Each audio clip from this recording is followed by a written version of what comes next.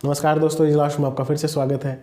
मैं एडवोकेट दीपक आज आपको बताऊंगा कि प्लेन क्रैश में अगर कोई गुजर जाता है, कोई पैसेंजर जो उस प्लेन में होता है और वो गुजर जाए तो उसके वारिसों को मुआवजा कैसे मिले। दोस्तों, एक मोटर एक्सीडेंट जो रोड पर होता है, जो मोटर व्हीकल के मार्फत होता है, जिसमें इन्वॉल्व होता है कोई, तो उसमें भी मुआवजा जो है मोटर एक्सीडेंट क्लेम ट्रिब्यूनल देता है। तो जो एयर पैसेंजर होते हैं, अगर वो एयर क्रैश में गुजर जाएं तो उस टाइम पे कंपनसेशन कौन देगा।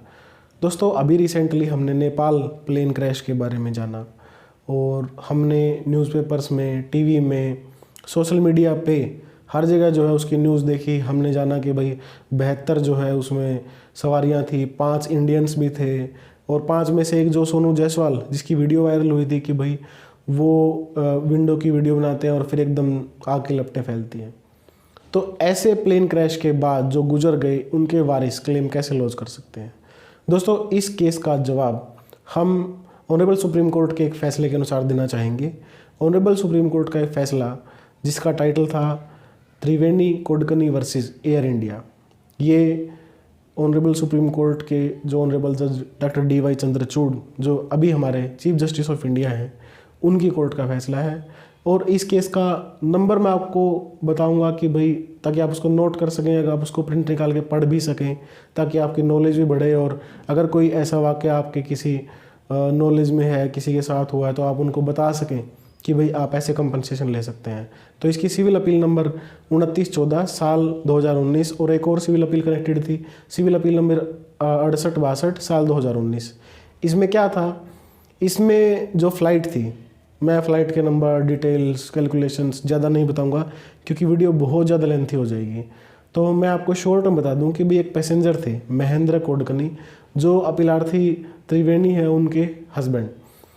वो दुबई से मंगलोर के फ़्लाइट में अपनी जो है वो ट्रैवलिंग कर रहे होते हैं और वो जो फ़्लाइट थी उसका अंत सुखद नहीं होता और वो गुजर जाते हैं क्रैश में।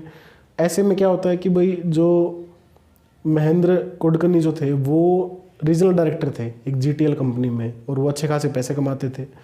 तो अब जो वारिस पीछे वो छोड़ के गए, तो उनके लालन पालन, उनको मुआवजे के लिए जो है प्रावधान कहाँ है, किस कानून में है। वो जो अपीलार्थी है अभी त्रिवेणी कोडकनी, वो एयर इंडिया के पास अपना क्लेम लॉन्च करती हैं और कंपनसेशन के लिए अप्लाई करती हैं। और बतौर कंपनसेशन जो अमाउंट एयर इंडिया ने उनको दी वो थी 4,70,00,000 रुपए प्लस 40 लाख रुपए जो उनके पेरेंट्स थे उनको उन्होंने दे दिए। तो ऐसे में क्या हुआ कि भाई जिस लाइफस्टाइल से वो रह रहे थे, जो महेंद्र कोडकनी पैसे कमा रहे थे, उनके लिए 4 करोड़ जो मुआवजा है वो बहुत कम था। तो इसके लिए वो क्या करते हैं, अब यहाँ पे सीखने वाली बात है, बताने वाली बात है कि भाई जो एयर टिकट महेंद्र कोडकनी ने परचेज करी, तो ऐसे में क्या हुआ, वो कस्टमर बन गए, कंज्यूमर बन गए एयर इंडिया के।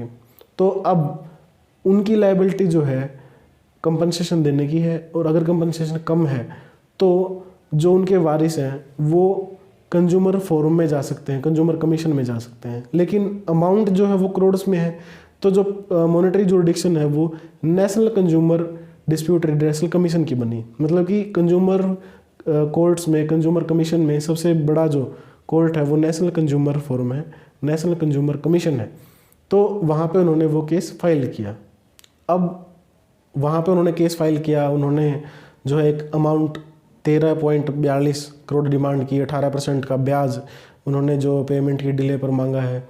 तो ऐसे में क्या हुआ कि भाई अब जो कंज्यूमर कोर्ट था उसने क्या किया कि भाई कंपनसेशन को जो ना पार्टली अलाउड कर दिया। जो उनकी एज, उनकी डिपेंडेंसी, उनकी मल्टीप्लायर, उनके एक्सपेंसेस, फ्यूचर प्रोस्पेक्ट्स, इन सब को ध्यान में रखते हुए तो नेशनल कंज्यूमर कमीशन ने इस कंप्लेंट को अलाउड कर दिया पार्टली। और जो अमाउंट था कंपनसेशन का, मुआवजे की जो अमाउंट थी, उसको उन्होंने इन्हांस कर दिया।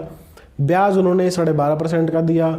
अमाउंट उन्होंने 7,35,14,187 रुपये दिए।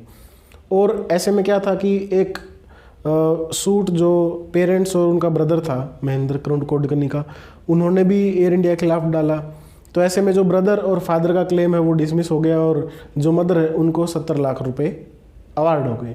तो ऐसे में क्या हुआ कि आज आपने जाना कि भाई अगर कोई एयर क्रैश में गुजर जाता है तो उसके पेरेंट्स बीइंग कंज्यूमर, जो गुजरने वाला वो कंज्यूमर है जो एयरलाइन कंपनी है, तो इसलिए वो उनके खिलाफ कोर्ट में केस कर सकता है। और अगर कंपनसेशन कम है तो अब जैसे ये कंपनसेशन कैलकुलेट कहाँ से हुई, जो मोटर व्हीकल एक्ट के जो कंपनसेशन कैलकुलेट होती है जिस प्रोविज़न से, तो उसी तरीके से इस केस में जो कंपनसेशन है वो कैलकुलेट हुई। तो इस वीडियो में इतना ही दोस्तों।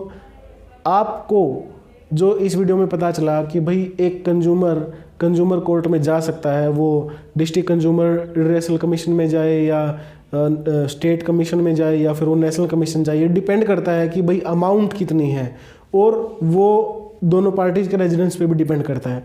तो इस वीडियो में इतना ही दोस्तों। अगर आपको वीडियो में जानकारी सही लगी, वीडियो को लाइक करना, चैनल को सब्सक्राइब करना, साथ ही बेल आइकन को जरूर प्रेस कीजिएगा ताकि हर वीडियो की नोटिफिकेशन आपको सबसे पहले पहुंचे। Thank you.